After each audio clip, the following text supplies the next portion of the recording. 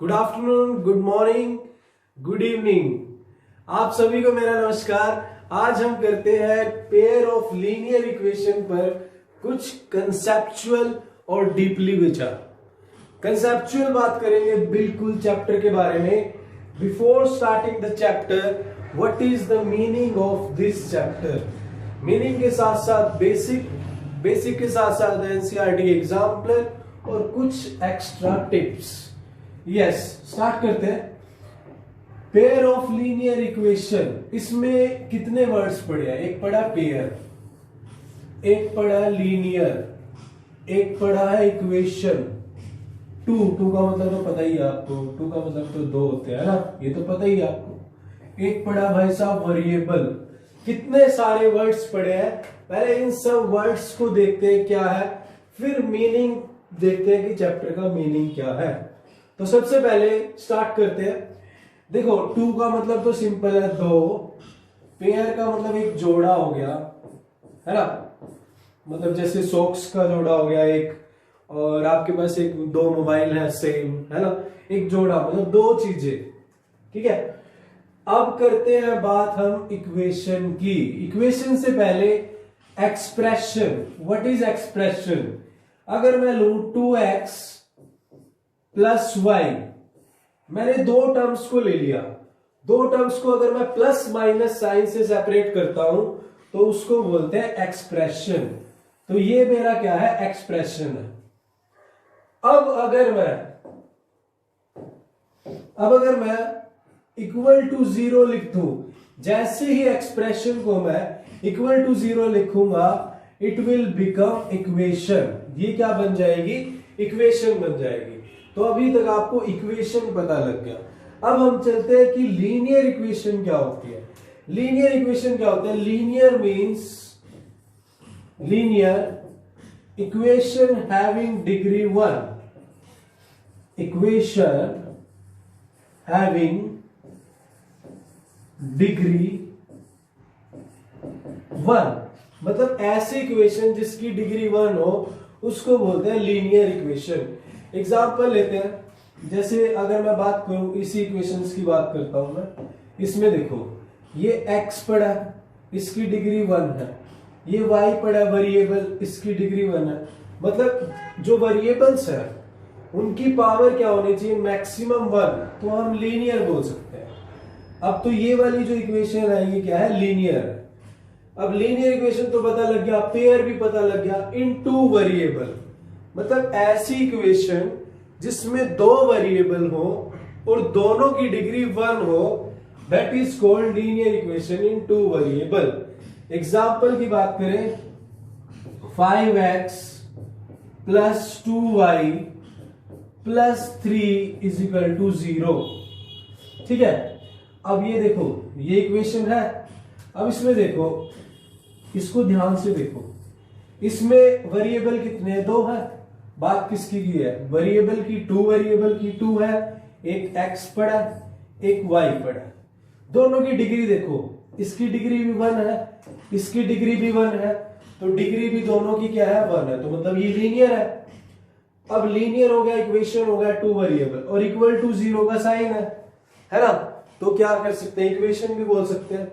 Equation में हम यूं भी बोल सकते हैं कि लेफ्ट हैंड साइड में और राइट हैंड साइड, जब मतलब लेफ्ट और राइट साइड में दो एक्सप्रेशन हो, वो भी हम इक्वेशन बोल सकते हैं। मतलब अगर ऐसा होता कि 5x plus 2y is equal to -3 कर दूं, तो ये भी एक इक्वेशन है।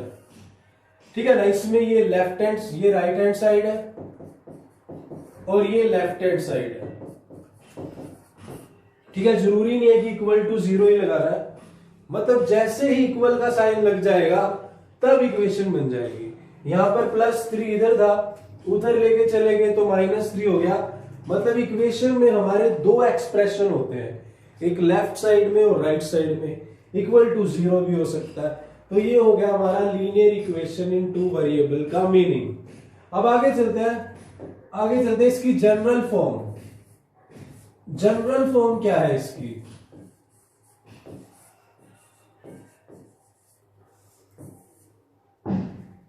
इसकी जनरल फॉर्म है ax plus dy plus c is equal to 0। ये जनरल फॉर्म है इसकी। बट इसने तो बात की है पेयर की, तो अगर मैं पेयर में बात करूं,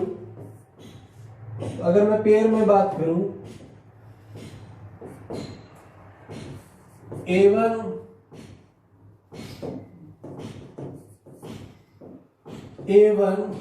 x b1 y, एक तो ये होगी, दूसरी a2x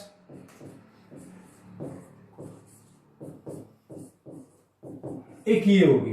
मतलब एक मेरी इक्वेशन ये होगी, एक मेरी ये होगी, तो ये पेयर हो गया। मतलब एक दो लीनियर इक्वेशन है, उनका पेयर हो गया। एक पेयर हो गया, एक ये पड़ी है फर्स्ट वाली और ये सेकंड वाली, ठीक है। तो फर्स्ट वाली को तो मैंने लिख दिया a1 b1 c1, सेकंड वाली को a2 b2 और c2। तो ये पेयर हो गया। अभी तक चल रहा था मीनिंग। अब आगे क्या हो सकता है, आगे देखो क्या क्या हो सकता है, आगे बढ़ते हैं। 3 सिचुएशन बन सकती है।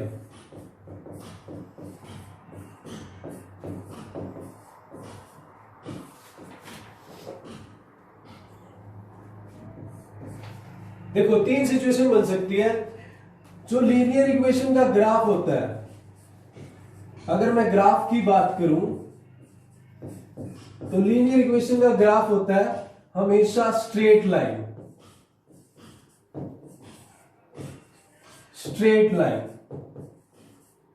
अब देखो, मान लिया आपको ग्राफ ड्रॉ करना है। मान लिया पहली इक्वेशन ये x plus y is equal to 5, ठीक है। अभी मैं एक रैंडमली आपको बता रहा हूं, एग्जांपल दे रहा हूं, फिर आगे ये भी सीखेंगे कि कैसे करते हैं। मान लिया ये ग्राफ है, मान लिया आपको लीनियर इक्वेशन का इसका ग्राफ बनाना है। ये ग्राफ आ गया, ठीक है, स्ट्रेट लाइन आएगा। दूसरी एक और लाइन ले ली आपने 2x plus y is equal to 3, randomly ले ली, उसका ग्राफ ये आ गया। मतलब जो दो लीनियर इक्वेशन के आप ग्राफ बनाओगे तो 3 सिचुएशन बन सकती है। ग्राफ आपने 9th में बनाने सीखे थे, आपके 4th चैप्टर में क्वाड्रेटिक लीनियर इक्वेशन, जो 4th चैप्टर है 9th में, वहां सीखे थे। बट यहाँ पे भी थोड़ा थोड़ा हम एग्जांपल लेंगे, ठीक है। अब 3 सिचुएशन बन सकती है जब भी दो लाइनों की बात हो, ग्राफ की बात हो। या तो वो दो लाइनें आपस में इंटरसेक्ट कर सकती हैं, या वो दो लाइनें, एक का ग्राफ भी ये बन गया, दूसरी का भी ये बन गया, या वो दोनों लाइनें पैरेलल हो सकती है, पैरेलल, और या इंटरसेक्ट,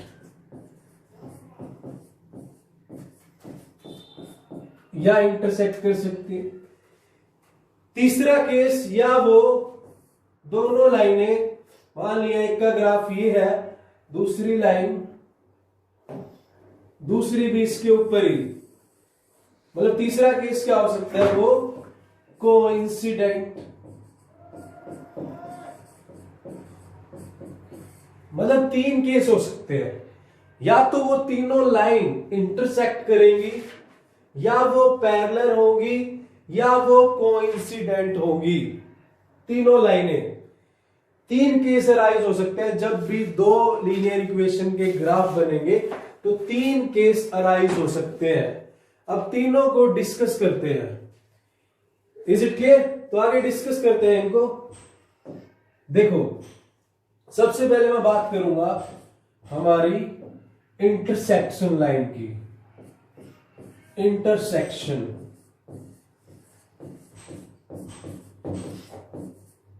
देखो दो वर्ड है, इंटरसेक्शन। इंटरसेक्शन तो मतलब काटना, कहीं से भी काटना। बट अगर इसकी जगह बाइसेक्शन आ जाता ना, बाइसेक्शन का मतलब बीच में से काटना, मतलब दोनों एक दूसरे को बीच में से काटेंगे। ये वाला इसके बराबर होगा, ये वाला इसके बराबर। बट इंटरसेक्शन तो काटना है, कहीं से भी काट दो, है ना, इंटरसेक्शन। अब इंटरसेक्शन के बारे में पढ़ते हैं।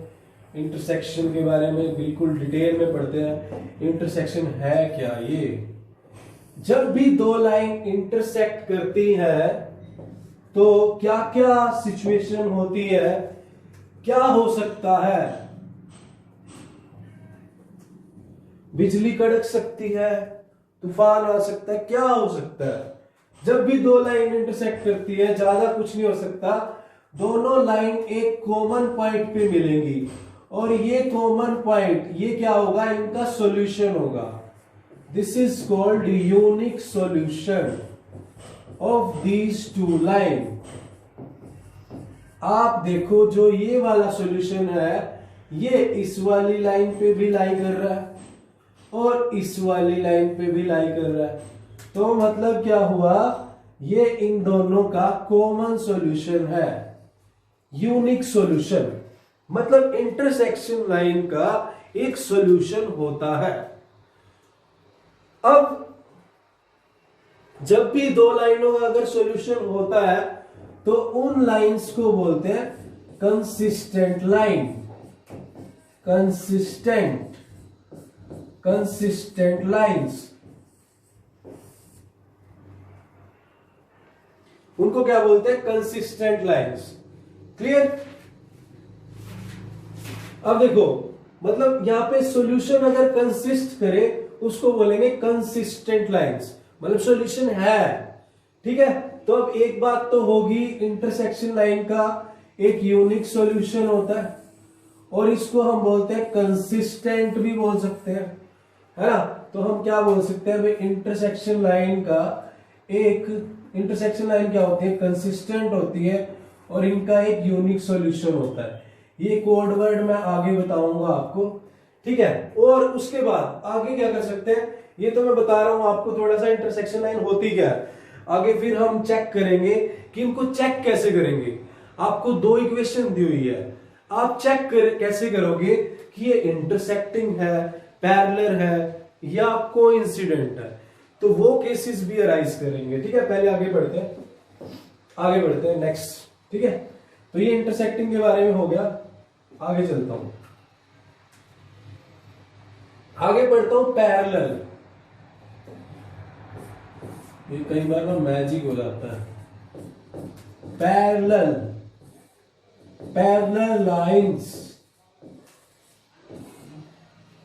पैरेलल लाइंस कौन सी होगी, ये दोनों पैरेलल होगी, है ना, ये दोनों भी पैरेलल होगी। ठीक है, जिनका एंगल ऑफ डायरेक्शन सेम हो, सेम डायरेक्शन में मूव कर रही हो। अब देखो जो पैरेलल लाइंस है क्या कहीं भी काट रही है, वो कहीं भी नहीं काट रही है एक दूसरे को, बिल्कुल कहीं मर्जी चले जाओ आप, इसको भाई साहब दिल्ली ले जाओ, इसको कोलकाता ले जाओ, कहीं भी ले जाओ, इसको ले जाओ यहां आगे ले जाओ, कहीं भी काट रही है। चाहे आप दिल्ली तक चले जाओ, कहीं भी ले जाओ, the distance between the parallel lines, perpendicular distance will be the same. Perpendicular distance will be the same रहेगा, जितना मर्जी एक्सटेंड कर लो। अब देखो, अब पैरेलल लाइन जब नहीं काट रही है कहीं पे, जब भाई काट ही नहीं रही है, तो हम बोलेंगे नो सॉल्यूशन। कोई भी सॉल्यूशन नहीं है, काट नहीं रही है तो कोई सॉल्यूशन नहीं है। अगर सॉल्यूशन नहीं है तो इसको बोलेंगे इनकंसिस्टेंट।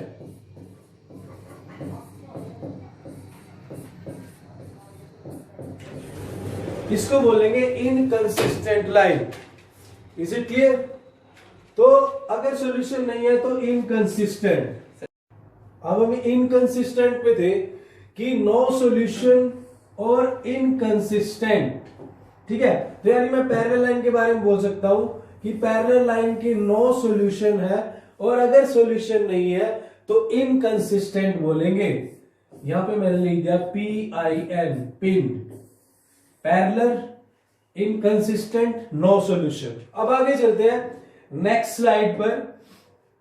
बैकग्राउंड चेंज कर लेते हैं ना, ये वाला नहीं, हम लेते हैं ये ग्रीन वाला, दिस वन। देखो आगे चलते हैं। अब आगे हम करते हैं कोइंसिडेंट लाइन। कोइंसिडेंट मतलब एक के ऊपर एक लाइन। कैसे? जैसे मान लिया मैंने ये लाइन ले ली, ठीक है, एक दूसरी लाइन भी इसी के ऊपर है, कोइंसिडेंट लाइन। इनको बोलते हैं कोइंसिडेंट लाइन। अब इस केस में क्या होगा, देखो अब जब एक के ऊपर एक लाइन पड़ी है, जब काट रहे थे तब काट रहे थे एक ही सॉल्यूशन था, जब पैरेलल थे कोई सॉल्यूशन नहीं था।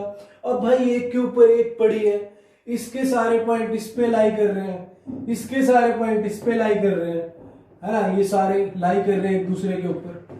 तो इस केस में हम लिखेंगे इनफाइनाइटली मैनी सॉल्यूशन,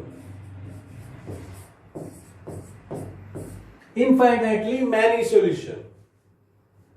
अब देखो, अब अगर इनफाइनाइटली मैनी सॉल्यूशन है, मतलब अगर सॉल्यूशन है तो उसको हम बोलेंगे, अगर जिसके सॉल्यूशन कंसिस्ट करते हैं तो उसको बोलेंगे कंसिस्टेंट, कंसिस्टेंट।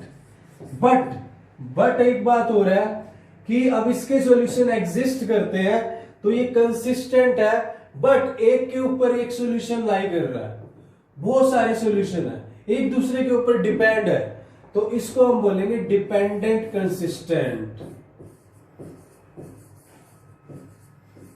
अब एक बात ध्यान रखना, बोर्ड में एक बार क्वेश्चन आ गया था।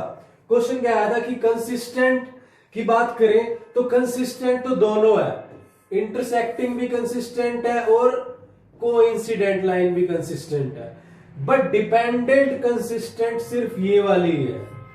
जब ऑप्शन में आए कि डिपेंडेंट कंसिस्टेंट कौन सी है तो आप कोइंसिडेंट लाइन पे ही टिक करोगे, ठीक है। अब इसके बारे में मैंने लाइंस के बारे में बता दिया, अब आगे थोड़ा सा और पढ़ते हैं इसके बारे में। तो देखो मैं थोड़ा सा एक रफली बता देता हूं आपको। जब इंटरसेक्टिंग लाइन थी, इंटरसेक्टिंग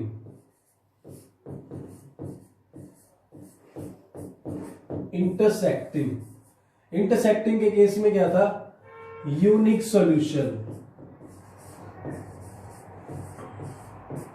ठीक है। और ये क्या थी, ये क्या थी साथ में, consistent.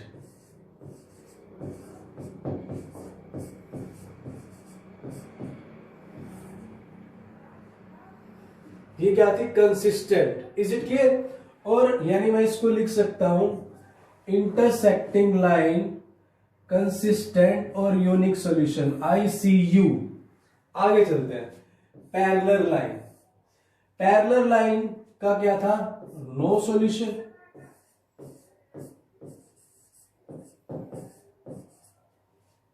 Is it clear, no solution है। और अगर नो सॉल्यूशन है तो ये हुई इनकंसिस्टेंट, इनकंसिस्टेंट। तो पैरेलल लाइन को मैं क्या लिख सकता हूं, पैरेलल लाइन क्या है, इनकंसिस्टेंट है और इसके नो सॉल्यूशन है, पिन लिख सकता हूं, पिन। उसके बाद अब मैं बात करता हूं कोइंसिडेंट लाइन की। एक के ऊपर एक पड़ी है ये कोइंसिडेंट। इस केस में क्या था, coincident, infinitely many solution,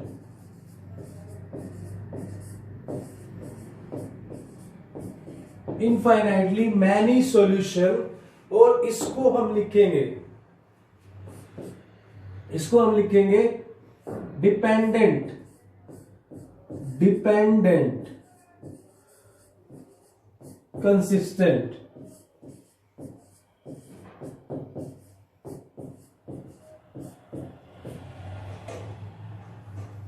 is it clear. तो इसको बोलेंगे डिपेंडेंट कंसिस्टेंट। तो यानी मैं लिख सकता हूं C coincident line, infinitely many solution और डिपेंडेंट कंसिस्टेंट। तो मैं एक छोटा सा कोड वर्ड देता हूं इसके लिए। क्या कोड वर्ड है, कोड वर्ड से आपको पता लग जाएगा भाई। CID, CID मतलब हमारी coincident line, infinitely many solution, dependent consistent. उसके बाद पिन, PIN, पैरेलल, पैरेलल होगी तो इनकंसिस्टेंट और नो सॉल्यूशन। उसके बाद ICU, intersecting line, intersecting line and consistent और यूनिक सॉल्यूशन। मतलब यहां से एक कोड वर्ड बन गया कि CID पिन ICU, मतलब कि अगर सीआईडी को पिन लगी, सीआईडी को एक पिन लग गई, अब पिन पता नहीं कौन सी लगी है, अब वो आईसीयू में चला गया, आईसीयू में चला गया। आपको ये ध्यान रखना है कि सीआईडी को पिन लगी और वो आईसीयू में चला गया। अब भाई आप सोच रहे हो पिन से आईसीयू में कैसे चला गया, तो ये आपको याद रखना है ना। अब पिन मुझे नहीं पता कौन सी लगी है, हमने तो एक कोड वर्ड बनाया, सीआईडी को पिन लगी और वो भाई साहब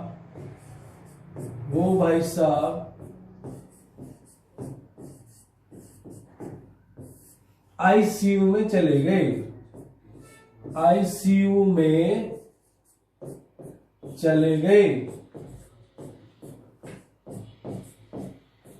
है ना। तो सीआईडी, कभी सीआईडी है ना। तो सीआईडी क्या, coincident line, infinitely many solution, dependent consistent. PIN parallel line inconsistent, no solution. ICU intersecting line, consistent unique solution. सारा हो गया, सीआईडी को पिन लगी, आईसीयू में चला गया। आगे चलते हैं, आगे पढ़ते हैं। अब आगे क्या पढ़ेंगे, अब इसके बाद पढ़ते हैं कि भाई इसको चेक कैसे करें, how to check.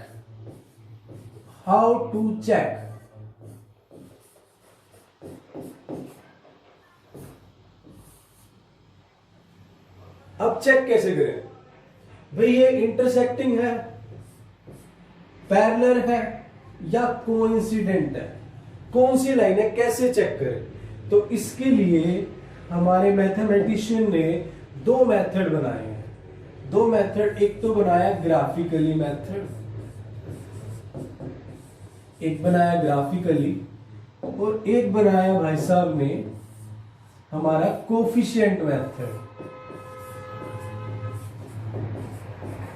Coefficient method. तो दो मेथड बनाए हैं, एक ग्राफिकली, एक कोफिशिएंट।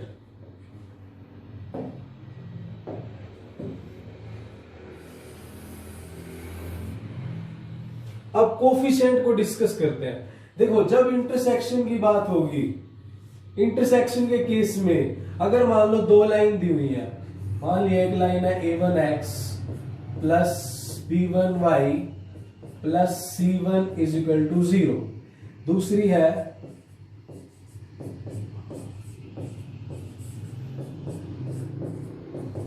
ये दो लाइन। अब ये इंटरसेक्ट कब करेंगी, जब हमारा a1 by a2 not equal to b1 by b2, अगर ऐसा केस आ गया तो ये दोनों लाइन इंटरसेक्ट करेंगी।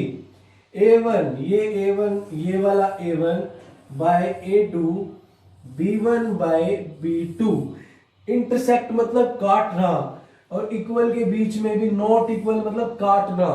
जैसे ही नॉट इक्वल आ जाएगा तो ये दोनों लाइन इंटरसेक्ट करेंगे। एग्जाम्पल ले लेते हैं, एग्जाम्पल लिखता हूं आपके सामने।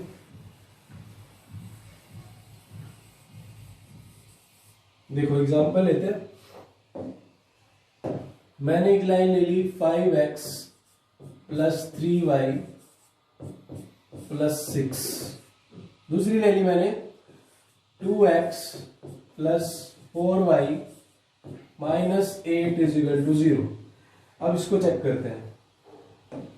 देखो इसमें ये a1 है, ये b1 है और ये c1, ये a2 है, ये b2 है और ये c2 है। c2 माइनस 8 है, ये ध्यान रखना। तो हमें तो चाहिए नहीं, हमें तो भाई a1 a2 चाहिए।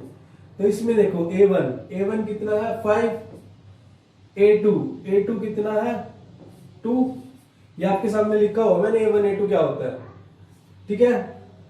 और b1 मेरे पास इधर अगर मैं बात करूं, b1 कितना है 3 और b2 कितना है 4, तो 5/2 और 3/4 क्या है, नॉट इक्वल। अगर ये नॉट इक्वल है तो मतलब ये दोनों लाइन कौन सी है, इंटरसेक्टिंग लाइन है। Is it clear? तो ये दोनों लाइन है इंटरसेक्टिंग लाइन। आगे पढ़ते हैं, आगे और क्या कह सकते हैं इन दोनों लाइंस के बारे में। अब क्वेश्चन क्या बन सकते हैं, क्वेश्चन भी साथ साथ बता रहा हूं। चलो अभी चेक करते हैं फिलहाल, ठीक है। आगे चलते हैं दूसरी कंडीशन पे। इसको मैं रब कर लेता हूं।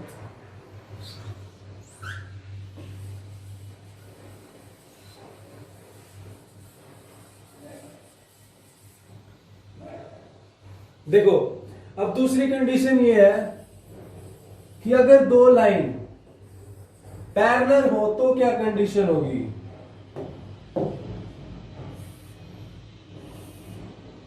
पैरेलल में क्या कंडीशन होगी, अगर मेरा A1 by A2 equal to B1 by B2 and not equal to C1 by C2 आ जाए तो हम बोलेंगे लाइंस क्या है, पैरेलल है। Is it clear. अब आप देखो एक छोटी सी बात ध्यान में, याद कैसे करना है। पैरेलल में ऐसे पैरेलल होती है और इक्वल में भी दोनों इक्वल ऐसे पैरेलल होते हैं। मतलब जब इक्वल आ रहा है, पहला इक्वल आ रहा है, दूसरा नॉट इक्वल आ रहा है तो पैरेलल है। अब इसका एग्जांपल लेते हैं। एग्जांपल मैं बता देता हूं आपको। एग्जांपल देखते हैं भाई। मान लिया मैंने लाइन लिख ली है 5x plus 2y plus 6 is equal to 0। दूसरी लाइन लिख ली मैंने 10x, सॉरी रब करता हूं,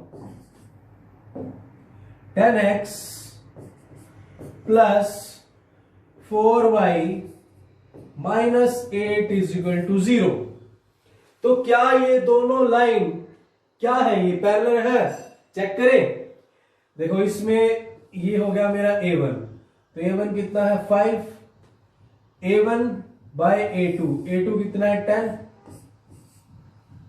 उसके बाद B1 कितना है 2, B2 कितना है 4। क्या ये दोनों इक्वल है।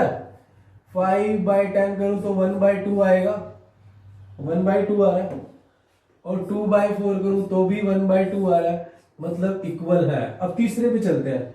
तीसरा C1 बाय C2, C1 क्या है 6 और ये माइनस 8, तो मतलब ये दोनों प्लस के, ये माइनस के, ये तो नॉट इक्वल होंगे, है ना। तो ये देखो पहला इक्वल है, दूसरा नॉट इक्वल है, मतलब ये दोनों लाइन क्या है हमारी, दोनों लाइन पैरेलल लाइन है। बस ये बातें ध्यान रखनी है आपको। तो ये चेक किया हमने पैरेलल की कोफिशिएंट कंडीशन। अब हम चेक करते हैं हमारा थर्ड केस में। अगर कोइंसिडेंट लाइन हो तो इस केस में कोफिशिएंट क्या होंगे। कोइंसिडेंट लाइन के केस में मैं आपको बताता हूं। देखो A1 by A2 is equal to B1 by B2 is equal to C1 by C2। आप ध्यान से देखो कोइंसिडेंट लाइन कौन सी होती है, एक के ऊपर एक डिपेंडेंट लाइन, ठीक है।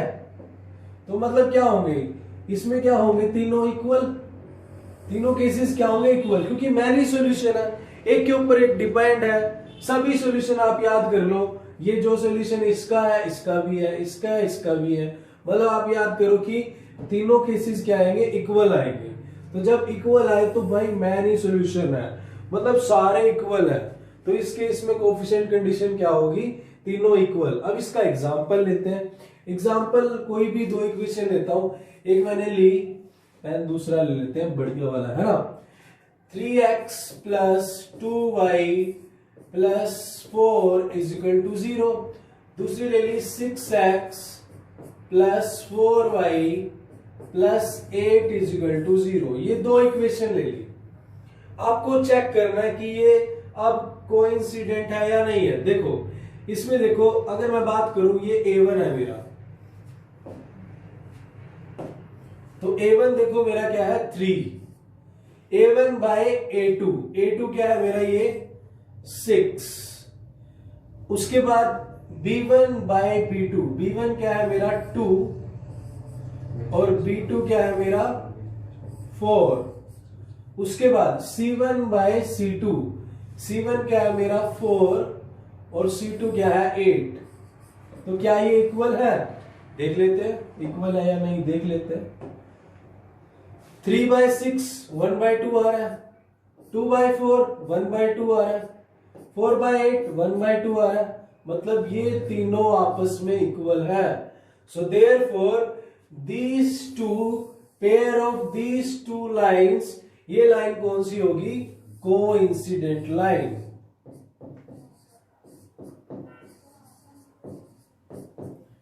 तो समझ आया? तो ये थी आपकी कोफिशिएंट की कंडीशन। एक बार मैं इसको रिवाइज करवा देता हूं।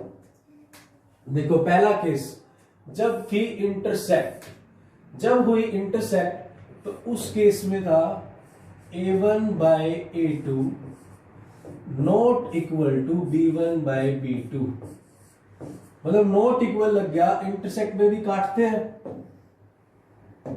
उसके बाद नेक्स्ट चलते हैं। नेक्स्ट में अगर पैरेलल हो, पैरेलल मतलब इक्वल, मतलब पहली दो equal, A1/A2 is equal to B1/B2 not equal to C1/C2, मतलब पैरेलल में भी इक्वल होता है तो पहली दो इक्वल होंगे। तीसरा केस, तीसरा तो भाई ये तो सारा कुछ हमारा क्या पड़ा है तीसरे केस में, एक दूसरे के ऊपर पड़ी है, कोइंसिडेंट है, मतलब तीनों equal, A1/A2 equal to B1/B2 equal to C1/C2। तो क्वेश्चन आपसे ये पूछ सकते हैं कि by coefficient method check the line intersect parallel and coincident. Question क्या क्या पूछ सकते हैं आपसे, क्वेश्चन क्या क्या पूछ सकते हैं? देखो क्वेश्चन मैं आपको ये बताता हूं यहाँ पे, कि कहेगा कोफिशिएंट मेथड से, वाया कोफिशिएंट मेथड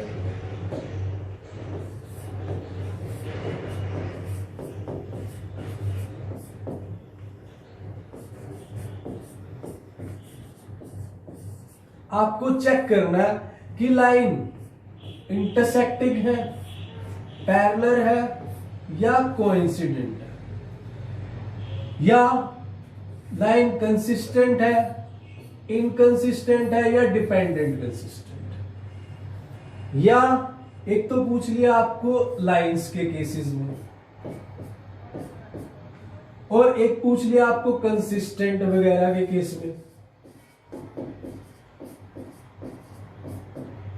और तीसरा आपसे क्या पूछ सकता है कि यूनिक सॉल्यूशन है, नो सॉल्यूशन है या इनफाइनाइटली मैनी सॉल्यूशन। तीसरा पूछ सकता है सॉल्यूशन के केस में। तो तीन तरह से क्वेश्चन पूछे जा सकते हैं। आपको क्या एग्जांपल देता हूं मैं आपको, यहां पे एग्जांपल लेते हैं।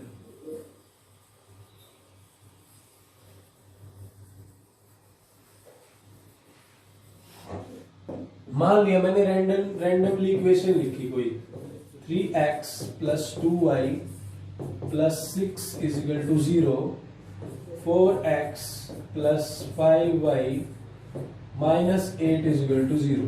ये आपके पास इक्वेशन लिख दी है। अब पहला केस, अगर फर्स्ट केस से क्वेश्चन पूछे, पहली टाइप में आपसे पूछ रहा है कि ये दोनों लाइन इंटरसेक्टिंग है, पैरेलल है या कंसिस्टेंट या कोइंसिडेंट लाइन है। तो हम पहले इनके कोफिशिएंट चेक करते हैं। कोफिशिएंट से हमें पता लग जाएगा। कोफिशिएंट देखते हैं, इसका 3/4, इसका 2/5, यानी पहले दोनों नॉट इक्वल आ रहे हैं। पहले दोनों अगर नॉट इक्वल आ रहे हैं तो मतलब कौन सी लाइन है ये? मतलब ये इंटरसेक्टिंग लाइन है।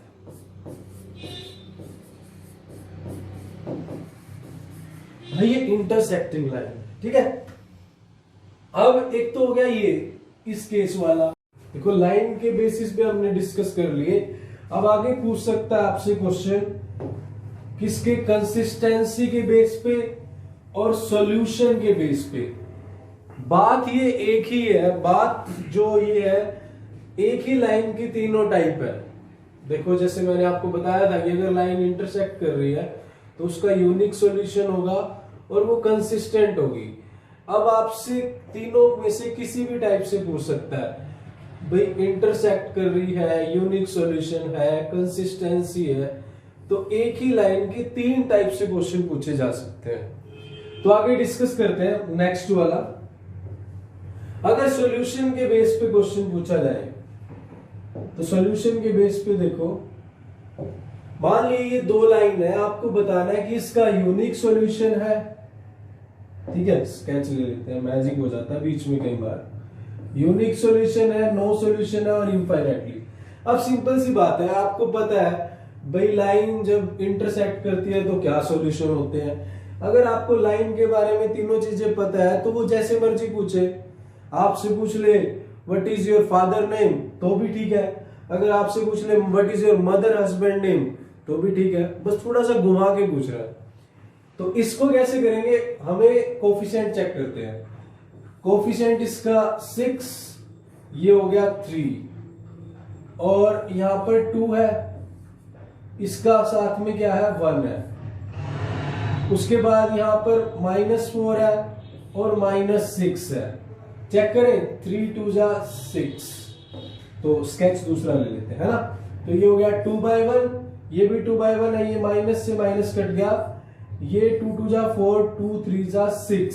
भाई ये दोनों इक्वल आ रहे हैं और ये नॉट इक्वल आ रहा है। ऐसा कब होता है, A1 by A2 equal to B1 by B2 not equal to C1 by C2। ऐसा कब होता है, जब लाइन पैरेलल होती है, पैरेलल। और जब पैरेलल होती है तो क्या होता है उस टाइम पे क्या होता है, नो सॉल्यूशन होते हैं। बस आपको लाइन के बारे में पता होना चाहिए, फिर चाहे फादर नेम पूछे या मदर हस्बैंड नेम पूछे, बात एक ही है। Is it clear. तो आगे चलते हैं। तो इस सॉल्यूशन के बेस पे अब इसका है नो सॉल्यूशन। अब अगर कोफिशिएंट की दूसरी कंडीशन होती तो आप यूनिक और इसमें से कर लेते। Is it clear. आगे चलते हैं। अभी आगे अगर कंसिस्टेंसी के बेस पे पूछे, कंसिस्टेंसी, मैं बोल रहा हूं क्वेश्चन यहां से 100% बनेगा, 100% लिख लो। और अगर यहां से क्वेश्चन बना तो मैंने आपको लाइन का बिल्कुल डिटेल बता दिया है, आप छोड़ोगे नहीं अगर थोड़ी सी प्रैक्टिस कर लो। क्वेश्चन 100% बनेगा लाइन में से। 2 क्वेश्चन बनेंगे, यहां से एक लाइन से बनेगा और आगे लाइन का रिलेटेड जो कंसेप्ट है, 100% बोल रहा हूं मैं। अब आगे चलते हैं कंसिस्टेंसी के बेस पे। कंसिस्टेंसी के बेस पे मैंने आपको बताया इंटरसेक्टिंग लाइन कंसिस्टेंट होती है, पैरेलल लाइन क्या होती है, वो intersecting line consistent, parallel line क्या होती है इनकंसिस्टेंट, और जो तीसरी कोइंसिडेंट लाइन होती है वो डिपेंडेंट कंसिस्टेंट। आपको लाइन के बारे में पता है, फिर चाहे मदर हस्बैंड नेम पूछे या what is your father name पूछे, बात एक ही है। तो करें सॉल्व, करते हैं स्टार्ट। इन दोनों लाइन को देखते हैं, दोनों लाइन को देखेंगे। भाई ये पड़ा इसका A1 4, A2 ये मेरे पास 8, फिर ये 6 और ये 12, ठीक है, ये B1 B2 और ये C1 C2 है ना। C2 एक नाम भी होता है ना बंदे का। चलो अभी तो हमें क्वेश्चन करना है, नाम तो बाद में देखेंगे। 1/2, ये भी 1/2 आ रहा है और ये कट गया, ये आ रहा है 2/3। भाई ये सारे एक ही तरह के क्वेश्चन दे रहे हैं, ये जो पीपीटी बनाने वाले हमारे सारे एक ही तरह के क्वेश्चन डाल रहे हैं। अब क्या करें, चलो देखते हैं। तो 1/2 इक्वल टू 1/2, बट ये तीसरे वाला टाइप नॉट इक्वल आ रहा है, मतलब पहली 2 इक्वल है, तीसरी नॉट इक्वल है। तो कौन सी लाइन है, कौन सी लाइन है, पैरेलल। पैरेलल जब पहले A1 by A2 इक्वल हो B1 by B2 के, बट नॉट इक्वल हो C1 by C2 के, तो पैरेलल लाइन होती है। और जब लाइन पैरेलल होगी तो भाई इनकंसिस्टेंट।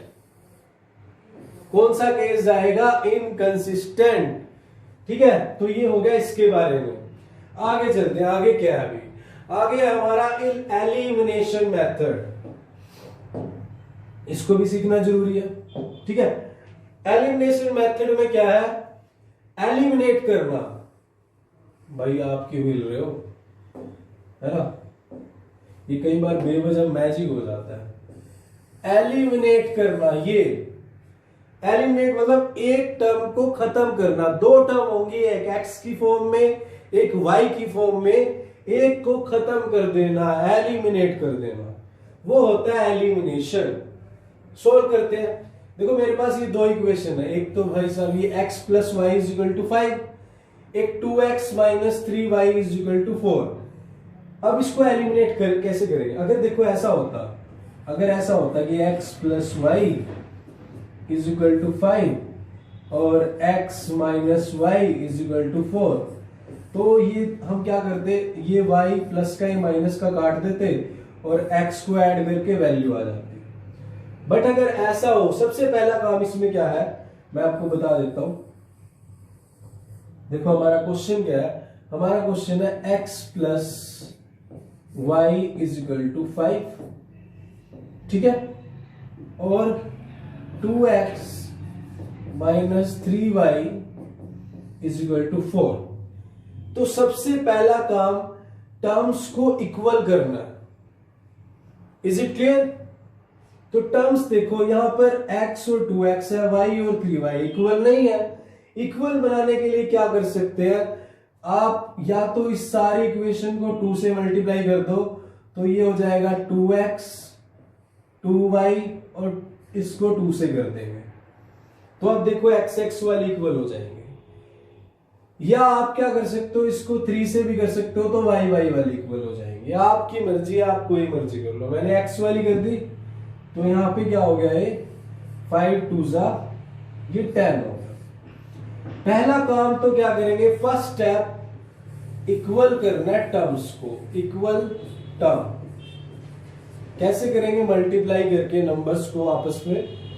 दूसरा काम क्या करना है, सेकंड साइन चेंज, साइन में बदलाव, साइन चेंज। अब देखो ये प्लस है माइनस, ये माइनस है प्लस, इज इट क्लियर? और ये प्लस है ये माइनस। अब सोल्व करते हैं। ये कट गया, 2x से 2x कट गया, 2y plus 3y 5y, 10 minus 4 is equal to 6।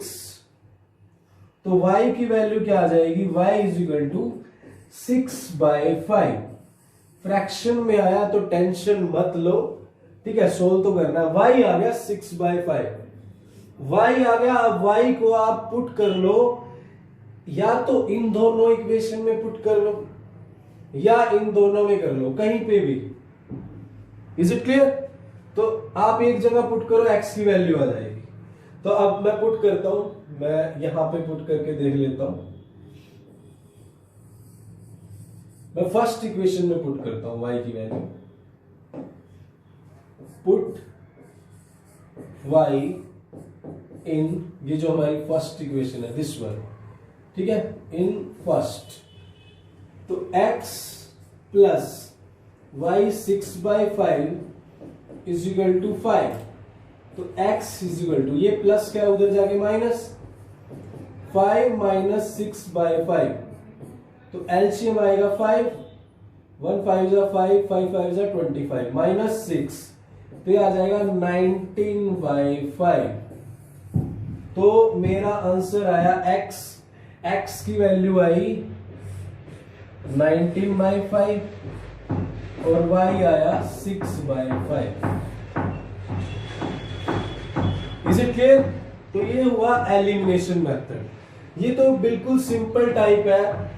थोड़ा सा अगर फ्रैक्शन में टाइप आ जाए तो क्या करेंगे, तो आगे चलते हैं। अगर ये वाली टाइप आ जाए, इसमें भी क्या करना है आपको, एलिमिनेट करना है, एलिमिनेट।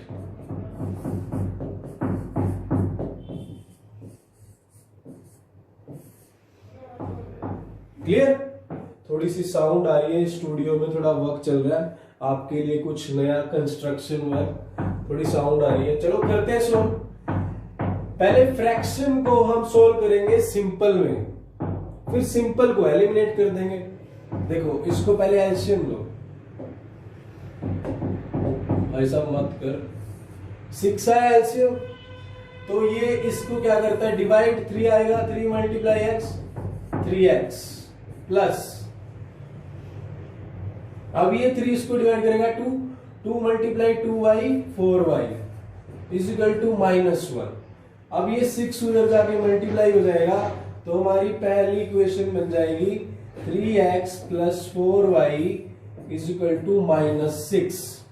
दिस वन, इसको मैं लेट कर लेता हूं, दिस इज फर्स्ट लेट कर, इसको सॉल्व करते हैं।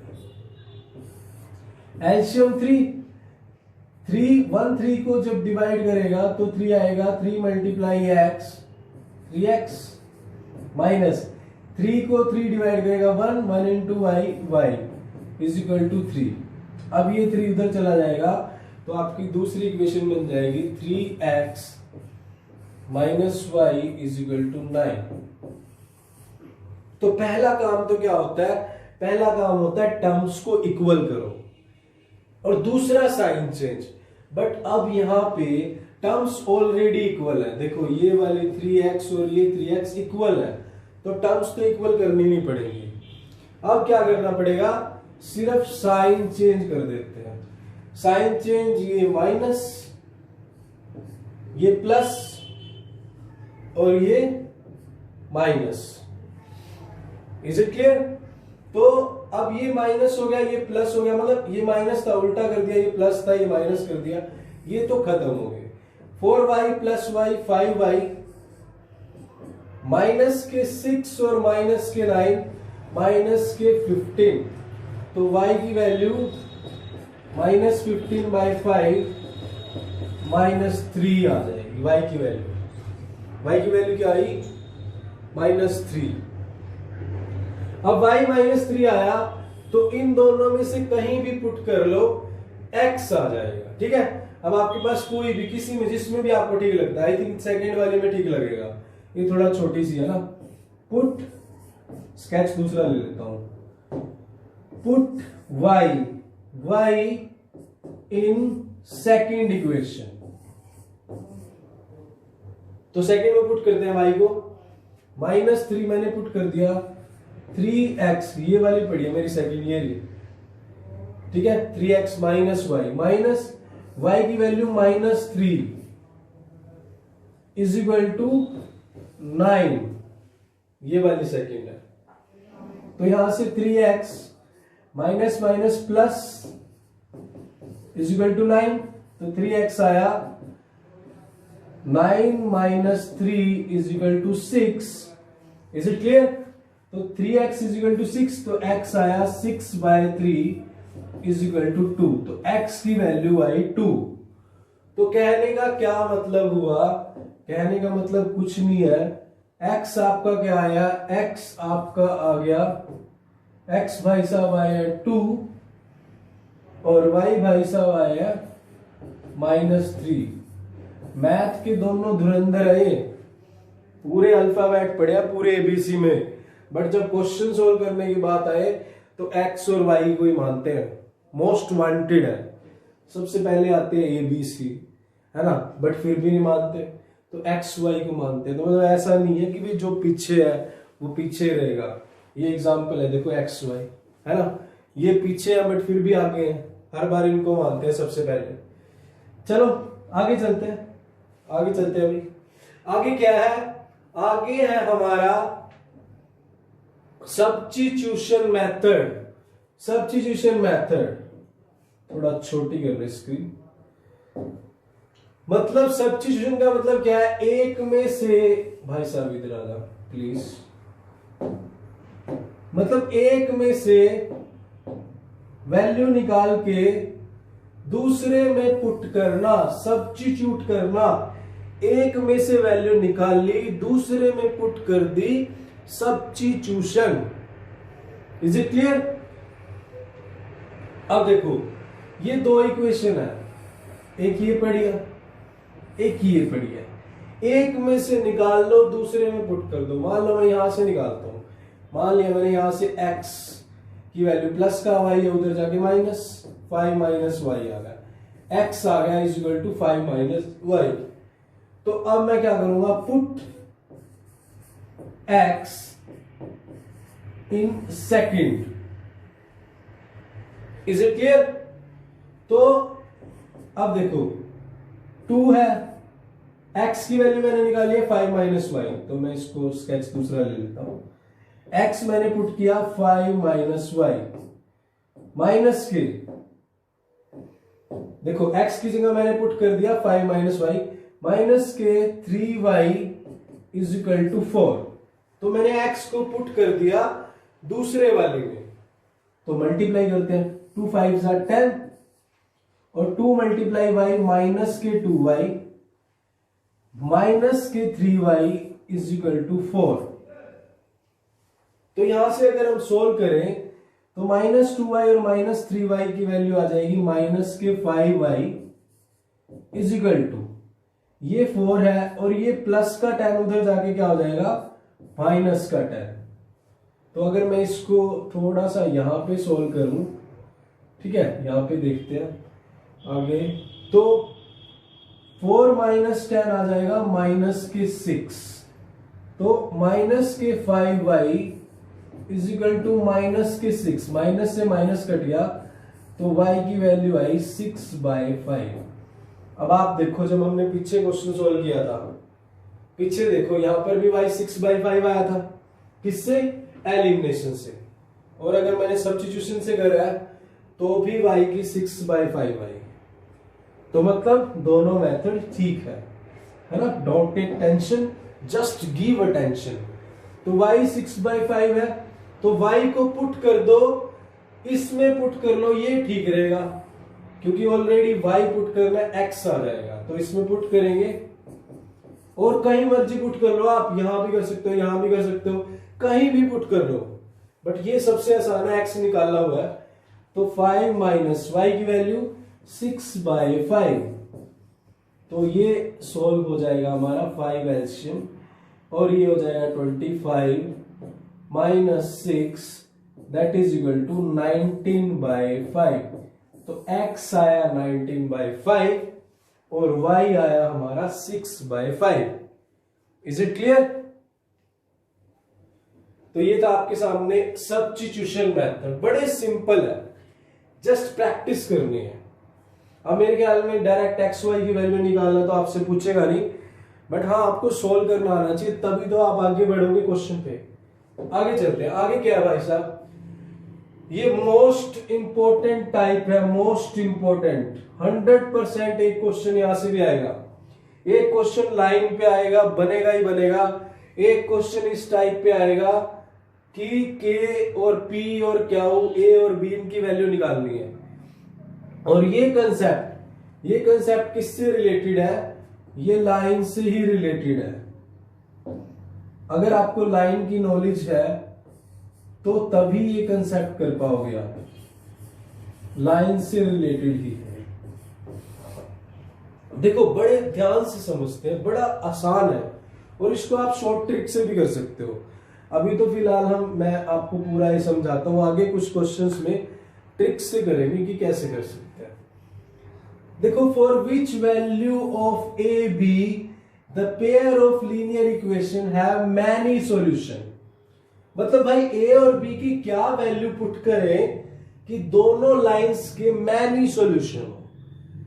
अब मैनी सॉल्यूशन जब बात आती है तो सोचो मैनी सॉल्यूशन कब होते हैं, मैनी सॉल्यूशन तब होते हैं जब कोइंसिडेंट लाइन हो, और जब कोइंसिडेंट लाइन होती है तो कोफिशिएंट की कंडीशन क्या होती है, a1 by a2 equal to b1 by b2 equal to c1 by c2। बस अब आपको कुछ नहीं करना, जो भी चीज दी हो उसका कोफिशिएंट कंडीशन देखनी है। कोफिशिएंट कंडीशन देखी, मैनी सॉल्यूशन पे ये होती है, बस अब कुछ नहीं, वैल्यू पुट कर दो और आंसर निकाल लो। ठीक है, तो अब देखो ये मेरा a1 क्या है 2 डिवाइड बाय a2 क्या है, जो x के साथ मल्टीप्लाई है, ये a minus p is equal to, अब यहां पर b1 क्या है, ये b1 है, ये 3 है, और y के साथ मल्टीप्लाई ये a प्लस बी पड़ा है, ये b2 है।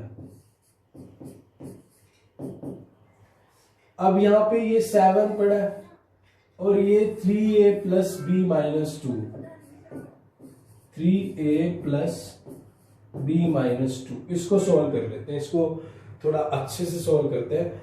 2 बाई ए माइनस बी, ऊपर 2 3 7 है। अगली स्लाइड पे सॉल्व करते हैं, मैंने आपके लिए ली हुई ये स्लाइड। यहाँ पे है 2a माइनस बी, इधर 3a प्लस बी और इधर 7 3a प्लस बी माइनस 2।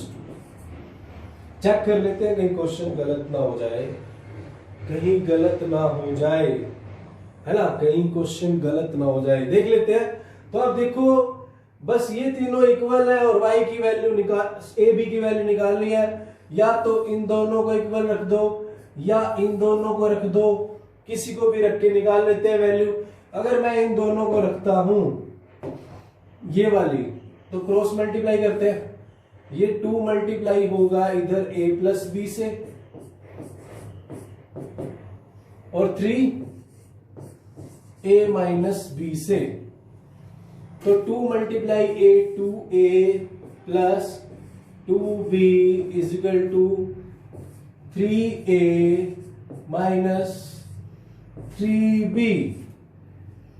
तो अब देखो क्या होगा, a को एक तरफ ले जाओ, b को एक तरफ, मतलब मैन एक तरफ वोमैन एक तरफ, है ना।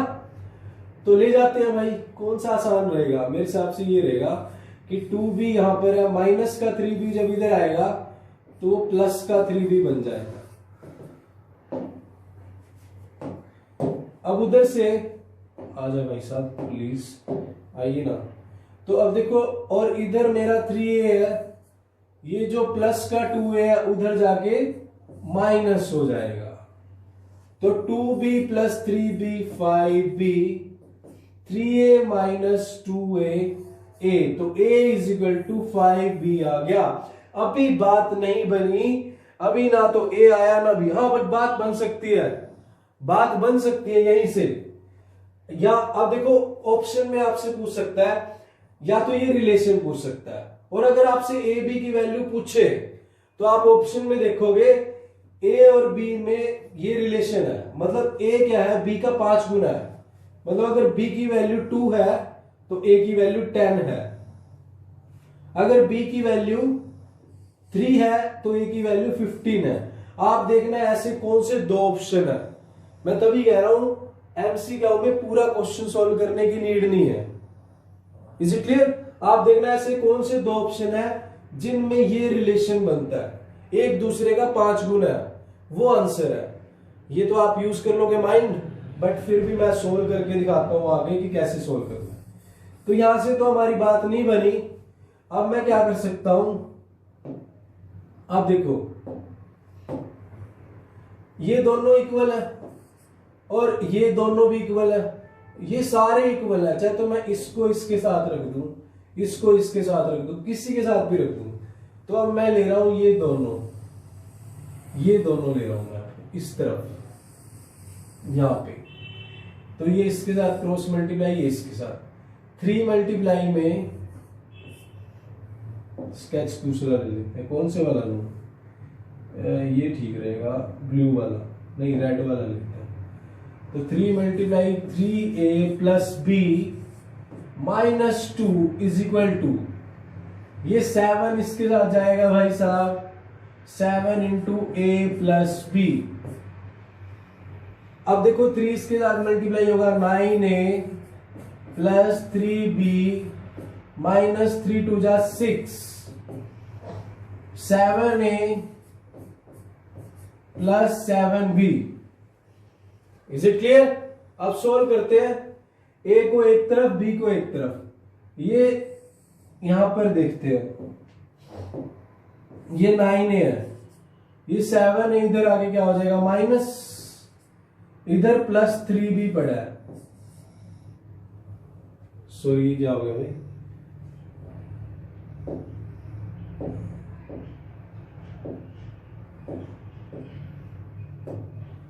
ये रहा भाई वायर थोड़ा सा मूव हो गई थी।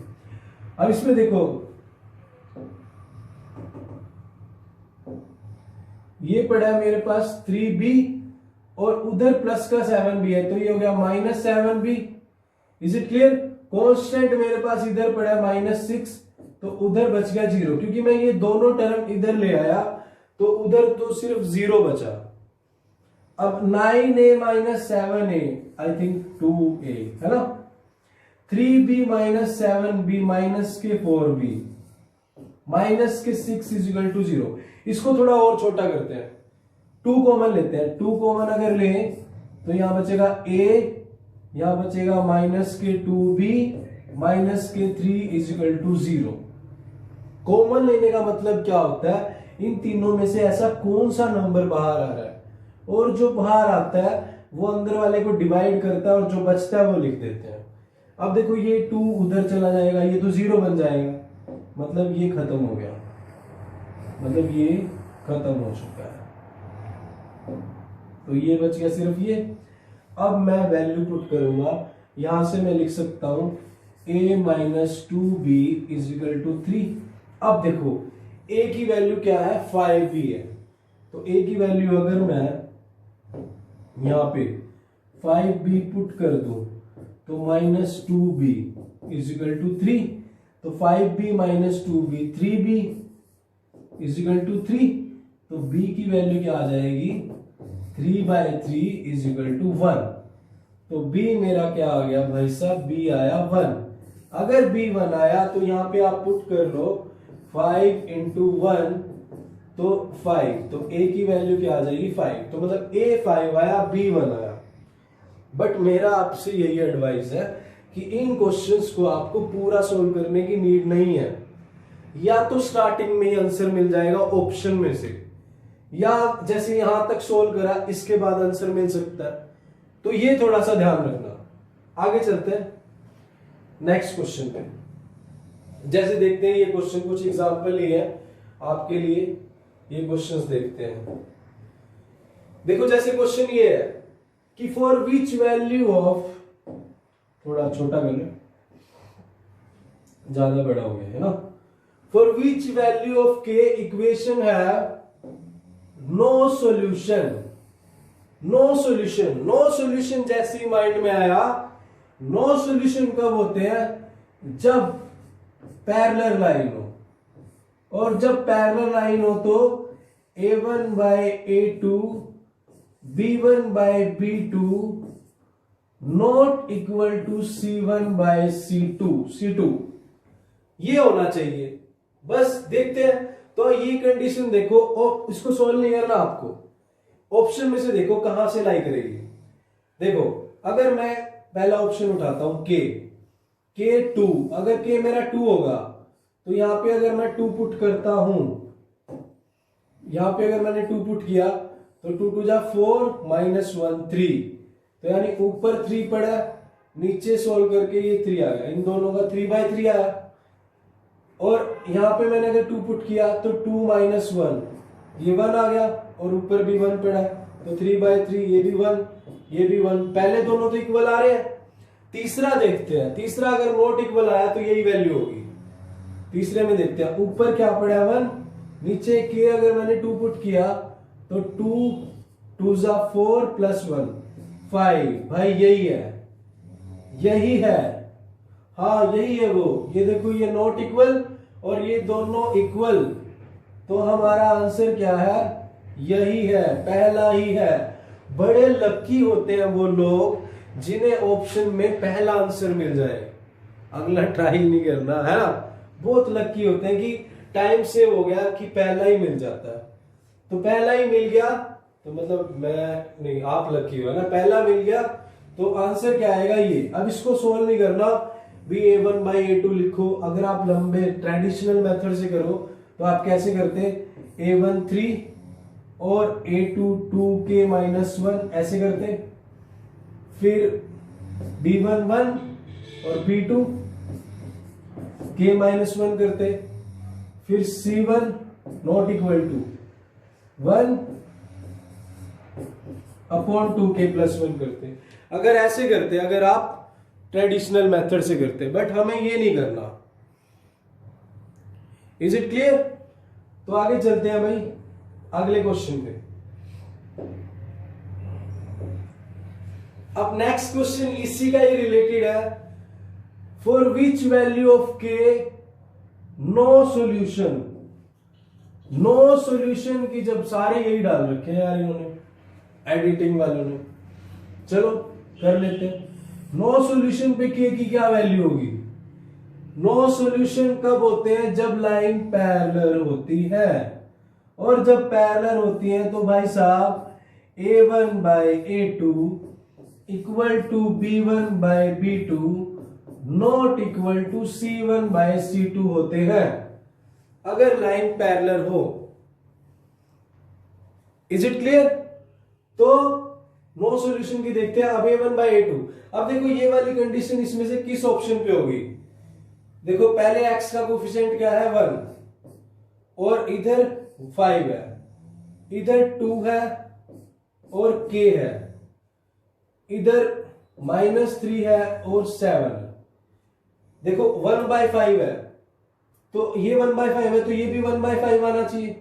तो k को मैं क्या पुट करूं? आप ऑप्शन में से देख लो। अगर k को मैं 10 पुट कर दूं ना, तो ये 2 1 जा 2 2 5 जा 10, ये भी 1/5 बन जाएगा। पहले दोनों इक्वल, तीसरा नॉट इक्वल। तो सॉल्व नहीं करना, ऑप्शन में से आंसर आ गया, ये आंसर है आपका। Is it clear? तो ये आंसर हो गया आपका, इसको सॉल्व नहीं करना आपको, तो ये आपका आंसर हो गया। आगे चलते हैं। अब तीसरा क्वेश्चन है मैनी सॉल्यूशन।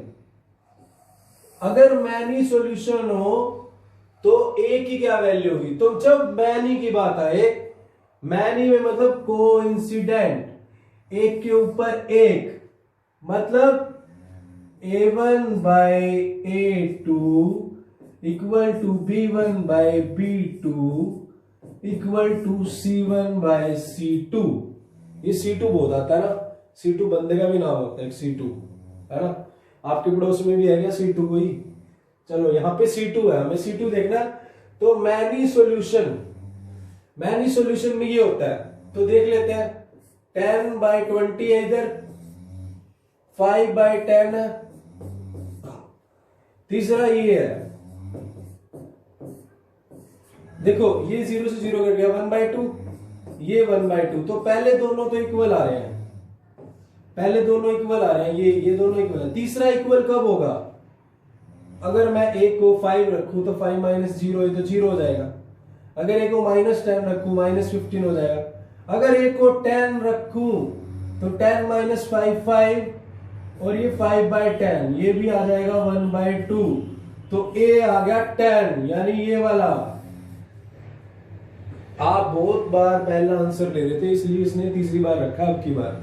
तो मतलब ए अगर मैं 10 रखता हूं तो मेरे पास ये कंडीशन बन जाती है, और ये कंडीशन कब बनती है? जब मैनी सॉल्यूशन होते हैं। तो मैंने बहुत सारे एग्जांपल दे दिए इस क्वेश्चंस के, और क्वेश्चन 100% आएगा, यहां से लिख लो। लाइन के बेस पे आएगा और इसके बेस पे। अलजेब्रा हमारा 10 मार्क्स का है, तो 10 मार्क्स का अगर अलजेब्रा हमारा, तो मान के चलो ये चैप्टर पॉलिनोमियल आएगा 4 मार्क्स का, 4 to 5, ये 5 to 6, मतलब वेटेज इतनी रह सकती है, 6:4 की वेटेज रह सकती है। तो दो क्वेश्चन तो बड़े पक्के हैं लाइन के बेस पे, और ये के और वैल्यू निकालना, यहां तो पड़े ही पड़े हैं। ठीक है, तो मैंने आपकी प्रैक्टिस करवा दी। आई थिंक अब यहां से क्वेश्चन नहीं छोड़ोगे आप। और आगे चलते हैं, आगे क्या क्या है। तो आगे बढ़ते हैं हम साइक्लिक क्वाड्रिलेटरल। अब इस चैप्टर में एक साइक्लिक क्वाड्रिलेटरल का क्वेश्चन है। साइक्लिक क्वाड्रिलेटरल की प्रॉपर्टी क्या होती है? उसमें जो हमारा sum of opposite angle of cyclic quadrilateral equal होता है। क्लियर? जो हमारा सम है वो क्या होता है? इक्वल होता है। तो ये प्रॉपर्टी हमने पढ़ ली। इसके बेस पे क्वेश्चन क्या है? देखो ये साइक्लिक क्वाड्रिलेटरल दिया हुआ है, ये दिया हुआ है, तो इसके अपोजिट एंगल ये दोनों और ये दोनों, इनका सम 180 है। तो देख लेते हैं। तो 3y -5 प्लस ये वाला, ये है हमारा -7x प्लस 5 और इज इक्वल टू 180। तो इसको सोल्व करें तो ये माइनस का 5 और प्लस का 5 तो कैंसिल हो गया, तो यहां से बचेगा मेरे पास 3y plus minus -7x is equal to 180 degree. इसको मैं मान लेता हूं फर्स्ट। अब दूसरे को सॉल्व करते हैं, दूसरे को यहां कर लेते हैं सॉल्व। ये दोनों है 4y प्लस 20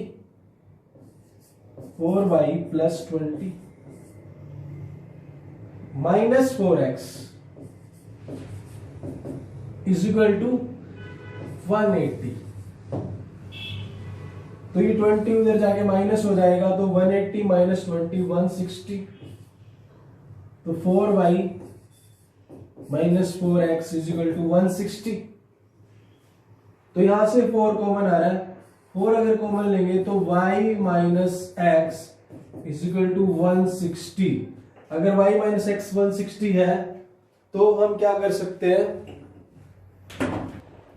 अब देखो y माइनस एक्स हम 4 जब डिवाइड करेंगे तो 4 जैसे ही डिवाइड होगा इससे तो 160 को जब 4 डिवाइड करेगा, है ना, ये तो छोटी क्लासेस में सीख गया है, 4 1 जा 4 है ना, कितना आएगा 40, यानी y माइनस एक्स की वैल्यू आ जाएगी 40। इसको मान लेते हैं सेकंड।